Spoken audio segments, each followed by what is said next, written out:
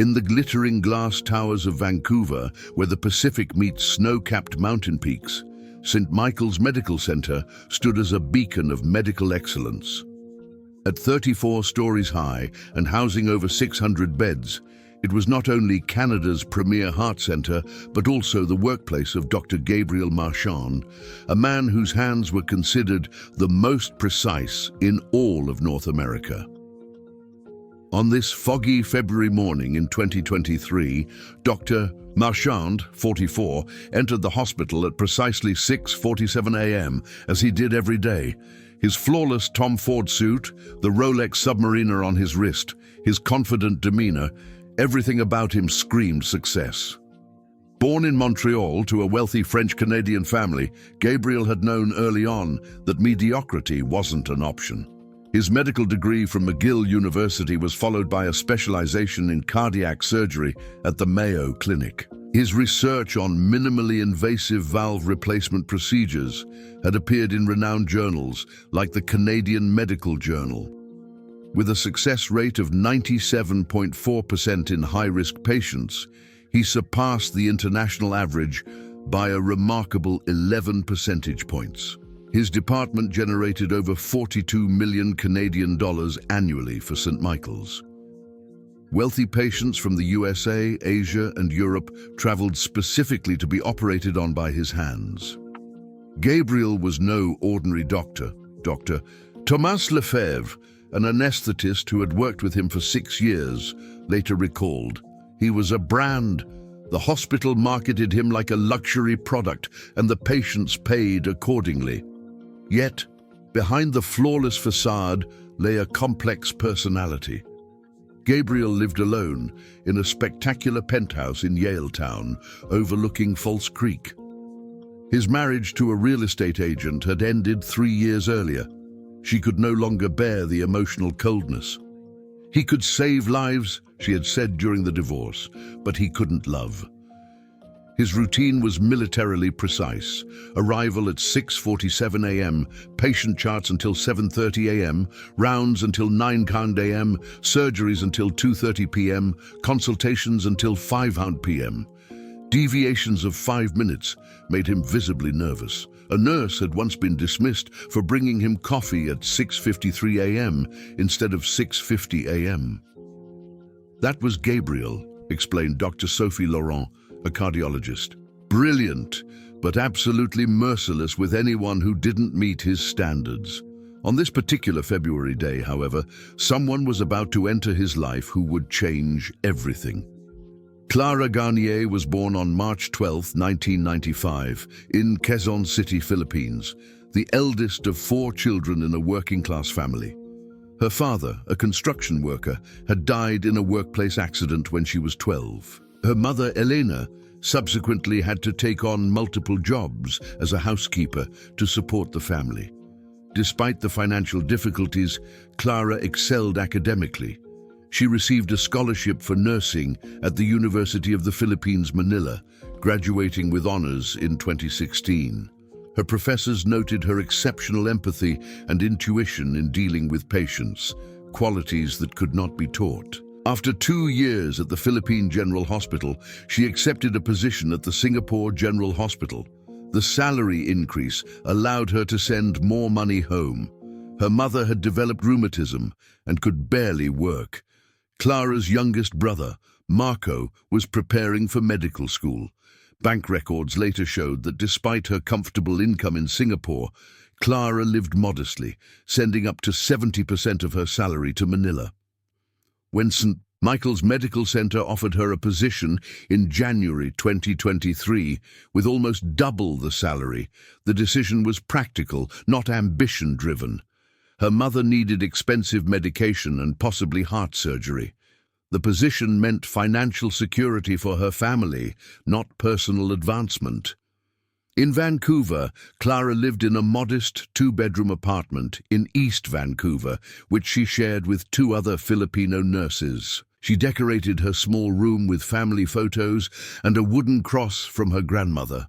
Unlike many expat workers who explored Vancouver's famous sites, Clara rarely left the triangle between work, home, and the Filipino supermarket. Her smartphone data later showed regular 2-hour video calls to Manila every Sunday, her only consistent leisure activity.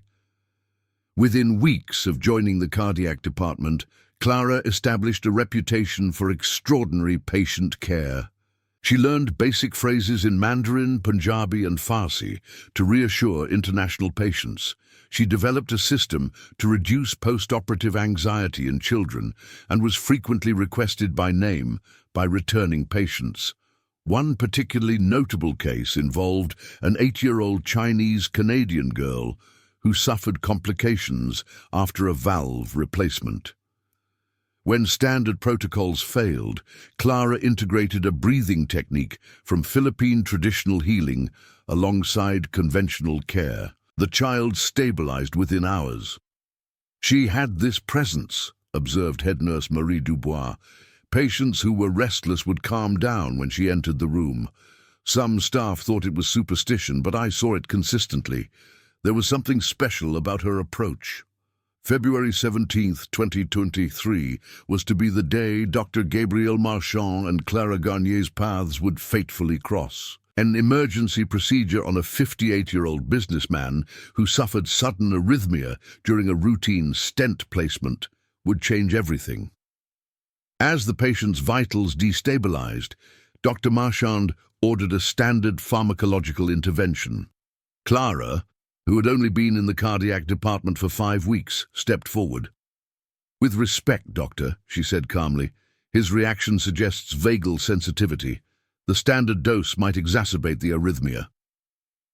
The operating room fell silent. No one contradicted Dr. Marchand, especially not a newly hired Filipino nurse. The surgeon looked up, his expression unreadable behind the surgical mask. After 3 seconds that felt like hours, he nodded once. "Proceed." Clara's alternative method worked. The patient stabilized within minutes. Instead of showing his typical anger at contradiction, Dr. Marchand watched her technique with intense interest. After the procedure, he asked her to participate in the patient debriefing, something entirely unusual. What was planned as a 15-minute discussion extended to nearly 3 hours. Clara explained how her grandmother, a traditional healer in the Philippines, had taught her to observe subtle body signals that modern medicine sometimes overlooked. "He asked questions as if interviewing a research subject," recalled Nurse Dubois. "I had never seen him so engaged with a staff member, let alone someone in a subordinate position. It was unusual enough that I told my husband about it that night." What began in that moment was more than professional fascination. It was the first spark of an obsession that would end lethally. In the weeks following their first significant interaction, staff began to notice subtle but significant changes in Dr. Marchand's behavior. He specifically requested Clara for his surgical team. He modified his strict time protocol to observe her during routine patient care. He lingered in the cardiac department during her shifts, something entirely new for a surgeon who valued his time to the minute. Dr. Sophie Laurent, who had worked by his side for 5 years, noticed his changing character. He started asking about her background, her education. He even initiated conversations about Filipino health practices, which was strange because Gabriel rarely showed interest in anything he couldn't measure or quantify. By early March, only 3 weeks after their first significant meeting, Dr. Marchand had begun to find reasons to call Clara into his office, officially for consultations on patient cases. Security protocols would later show that these meetings became increasingly frequent, extending far beyond normal hospital hours. The first inappropriate encounter occurred on April 3rd, 2023, after a 7-hour emergency surgery on a 41-year-old patient with aortic dissection.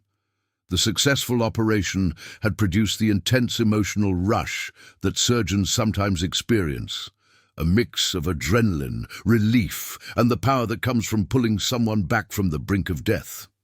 At 11:42 p.m., according to hospital security protocols, Dr. Marchand asked Clara for assistance in his private office to complete the post-operative documentation. When the door closed, witnesses in adjacent rooms would later report hearing raised voices, then silence. What happened began, according to Clara's later statement, as a professional discussion that quickly shifted when Dr. Marchand touched her hand while describing the surgical technique. He said, "My presence in the OR had awakened something in him," she would later tell investigators, "that no one had ever understood his work like I did. Then he kissed me." Clara, confused by the attention of a respected doctor and worried about her job security as a foreigner with a dependent family, did not immediately resist. This was the first step into a dynamic that would prove fatal. Over the next few months, a relationship developed that was marked from the start by dangerous power imbalances. Dr. Marchand, accustomed to complete control, began increasingly to dictate Clara's life outside the hospital.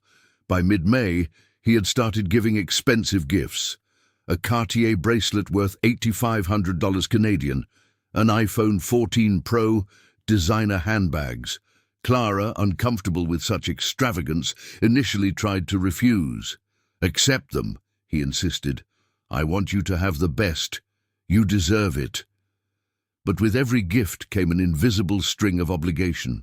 Text messages later recovered by the police showed the evolution of his language from affection to possessiveness. May 10. "I thought of you during the surgery today. You inspire me." May 24th.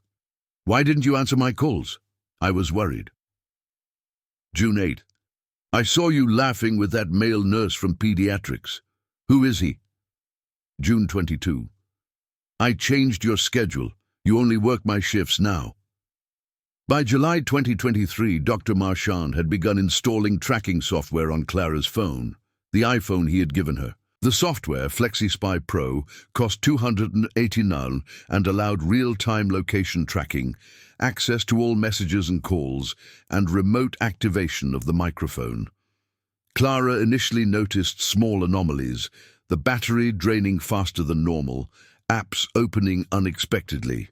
But it wasn't until one of her roommates, Jasmine Santos, who had IT knowledge, that they discovered the spyware.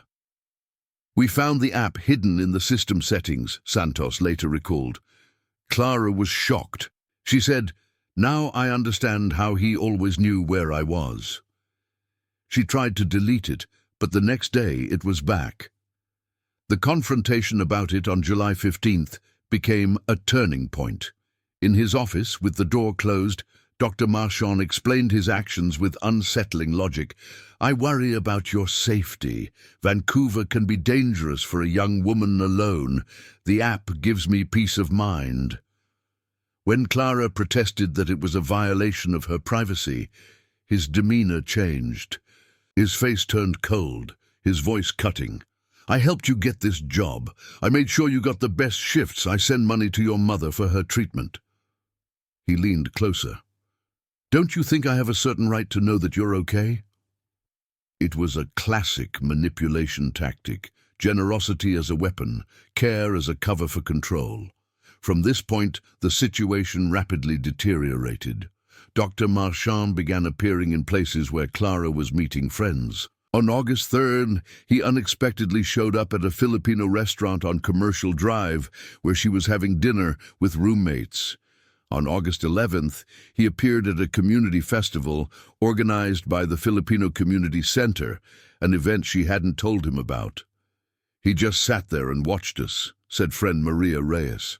Clara tried to downplay it, but we all saw the panic in her eyes. When we asked her if everything was okay, she just smiled and said he was interested in Filipino culture. The truth was much darker. Clara felt increasingly trapped, financially dependent through the transfers Dr. Marchand sent to her mother, professionally vulnerable as a foreign worker, and emotionally manipulated by his blend of affection and threats.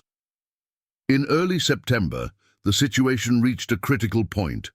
Clara's mother, Elena, urgently needed heart surgery, Estimated cost, 650,000 Philippine pesos, about $15,000 Canadian. Dr. Marchand learned about it through his surveillance of her calls and immediately made an offer. "I'll arrange everything," he said. "The best clinic in Manila, the best surgeon. Your mother will receive the world-class care she deserves." For Clara, this was the moment she realized how deeply she was caught in his web. Every generosity was another chain. Every gift was an obligation. Every help for her family was leverage over her life. On September 18th, after a particularly unsettling incident where Dr. Marchand appeared at her apartment and looked through the window, Clara wrote a desperate message to her sister in Manila. "I don't know how to get out of here anymore. He controls everything, my job, my money, even Mama's treatment. I'm afraid of what happens if I try to leave, but I can't live like this anymore. I'm suffocating." This message, time-stamped 10:43 p.m. on September 18th, 2023, would later become one of the most poignant pieces of evidence in the trial. Because Clara didn't know at that moment that her attempt to free herself was already set in motion, and that Dr. Gabriel Marchand would never allow her to leave. October 2nd, 2023 escalated the situation dramatically. Dr. Marchand received an anonymous tip, later revealed to be from hospital administrator Sarah Dubois, who had seen Clara's resignation in the HR files and believed he should know. The confrontation that followed was partially captured by hospital security cameras in an empty conference room, where Dr. Marchand summoned Clara at 6:30 p.m. Although no audio surveillance was present, the body language told a clear story. Dr. Marchand gesticulated vehemently, stood up and sat down several times, ran his hands through his hair. Clara sat stiffly, hands folded in her lap, head often lowered. Once, he stood so close to her that she leaned back into her chair. The meeting lasted 47 minutes. When Clara finally left the room, cameras showed she was crying.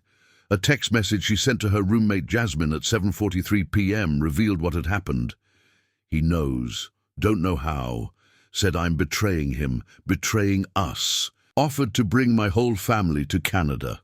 When I said no, he became scary quiet, said if I leave I'll regret everything, my job, my family, everything. Jazz, I'm scared." In the following days, Dr. Marchand's behavior became increasingly erratic. Colleagues reported that his hands shook during surgeries, something they had never seen in all those years.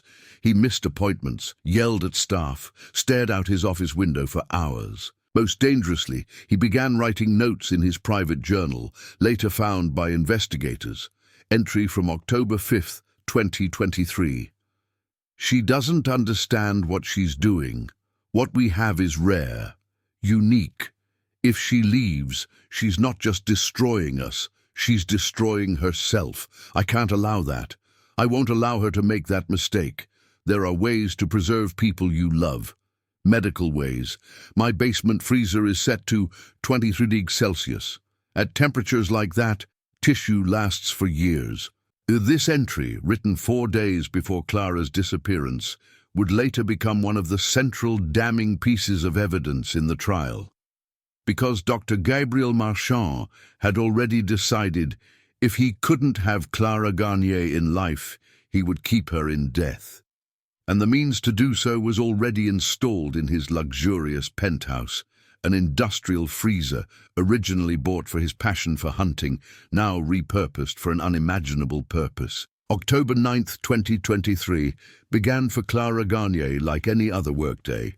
She arrived at St. Michael's Medical Center at 7:15 a.m., clocked in at the staff entrance, and headed straight for the cardiac ward on the 28th floor. The shift promised to be quiet. Only 2 post-operative patients required intensive monitoring compared to the usual 6 to 8. Hospital records meticulously documented Clara's movements throughout the day. At 10:30 a.m., she administered scheduled medications. At 1:45 p.m., she ate alone in the staff cafeteria while reading medical literature. At 4:20 p.m., she briefly spoke with head nurse Marie Dubois at the nursing station, the last conversation anyone would have with her alive. She seemed distracted, Dubois later testified. She checked her phone several times while we spoke. I asked if everything was okay, and she just said, just tired. Before she left, she mentioned she had to meet Dr. Marchand later about a patient case. I thought it was strange since he wasn't on duty that evening. In fact, Dr. Gabriel Marchand had no scheduled commitments at the hospital that evening. Nevertheless, security protocols showed his black Mercedes pulling into the VIP garage at 6:52 p.m. He used his private access to enter through the executive wing, an entrance that bypassed standard security screening. Security Chief André Parisot later noted several unsettling details. He was wearing casual clothes, jeans, and a polo shirt, not his usual formal attire or scrubs. He carried a doctor's bag that looked unusually heavy. When I greeted him, he barely responded, just stared straight ahead. His eyes had a strange intensity.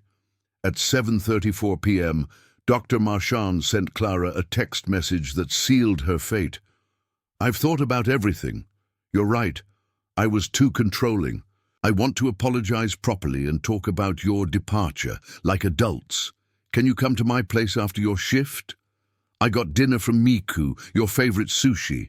We can talk in peace. Please, Clara, let's end this right. The message was carefully worded, not threatening, but conciliatory. The reference to her favorite restaurant was a deliberate manipulation, a detail suggesting intimacy and care. Clara, exhausted from weeks of tension and perhaps hoping a peaceful farewell was possible, hesitated. Her phone showed she typed and deleted drafts for 14 minutes before replying at 7:48 p.m. Okay, but only for an hour. I have an early shift tomorrow. At 8:15 p.m., Clara ended her shift. Security cameras captured her walking to the staff locker room, changing out of her hospital scrubs into jeans and a navy sweater and heading down to the underground parking. At 8:47 p.m., she called an Uber, which dropped her off at Dr. Marchand's luxury building in Yaletown at 9:03 p.m. The doorman, Laurent Forestier, later recalled, she seemed nervous. She stopped at the front door as if considering turning back. Then she took a deep breath and went in. I didn't think anything of it. Dr. Marchand had visitors often.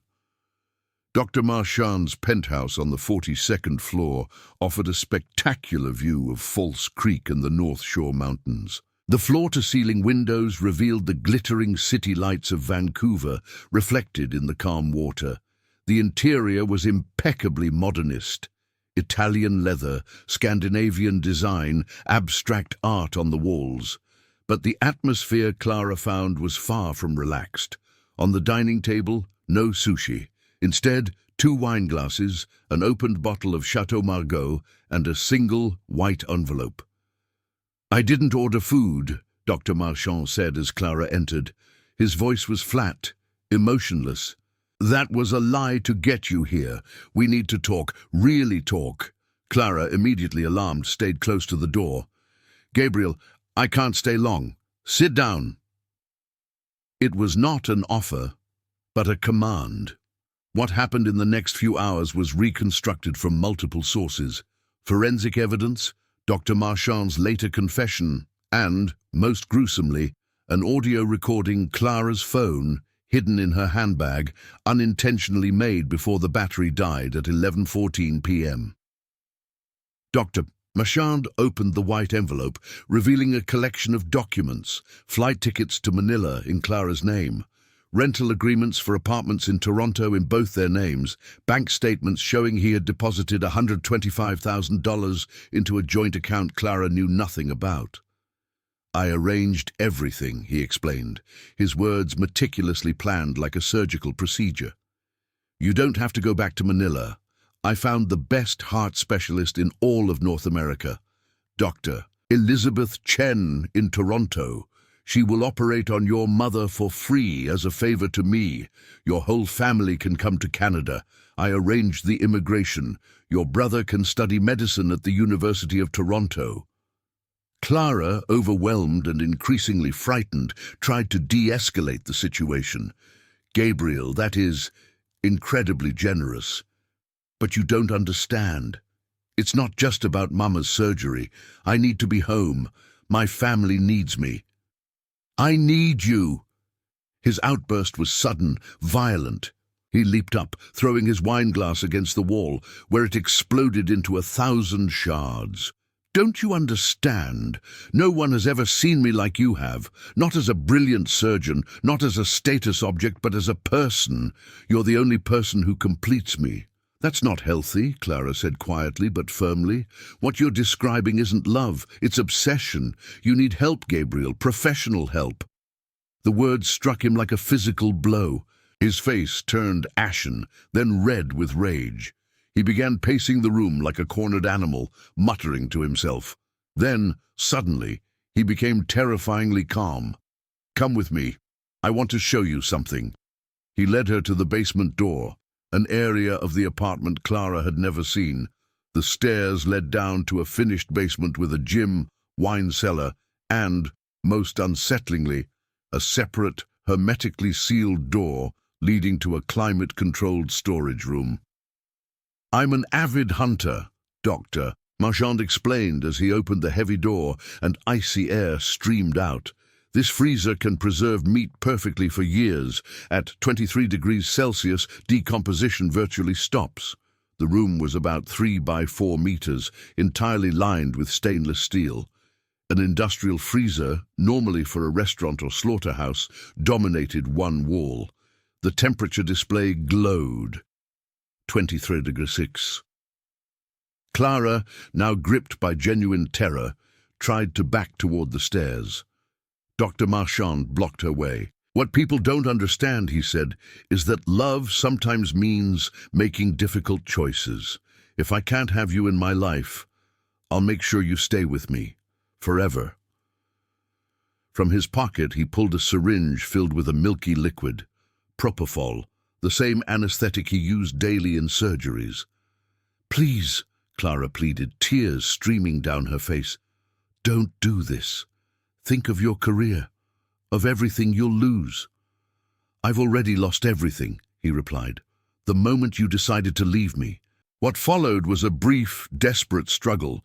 Clara's defensive wounds on her hands and forearms, later documented, showed she fought. Dr. Marchand's DNA was found under her fingernails, confirming she had scratched him.